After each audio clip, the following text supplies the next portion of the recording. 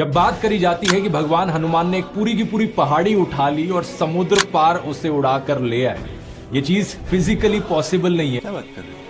ये एक बच्चा भी समझ सकता है, कौन है ये लोग? लेकिन हो सकता है ये एक मेटाफर की तरह लिखा गया हो, क्योंकि अक्सर राइटिंग और कम्युनिकेशन में मेटाफर्स का इस तरीके से इस्तेमाल किया जाता है।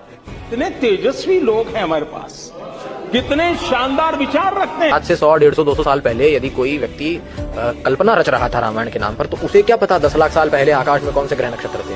आज तो चलिए सॉफ्टवेयर भी हैं, हम आज देख सकते हैं, लेकिन उस समय तो सॉफ्टवेयर थे नहीं। यदि जो लोग कहते हैं कल्पना है रामायण, वो भी ये तो मानते ही है ना कि ये कल्पना भी यदि है तो 500-600 साल पहले लिखी गई होगी। तो 500-600 साल पहले उन्हें कैसे पता चलेगा कि ये 10 लाख साल पहले या 5000 साल पहले ये ज्योतिष के रेफरेंस घट रहे थे।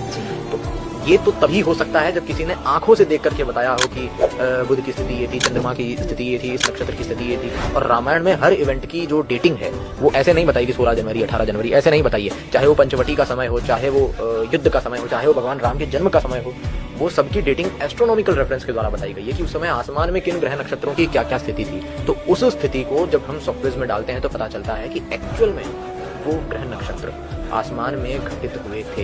इससे पता चलता है कि रामायण को लिखने वाला व्यक्ति रामायण के समय मौजूद था। भगवान राम का जब जन्म हुआ तो एक्चुअल में उस जन्म दिवस के दिन आसमान को निहार करके उस श्लोक का निर्माण हुआ कि ये ग्रह नक्षत्रों की स्थिति थी।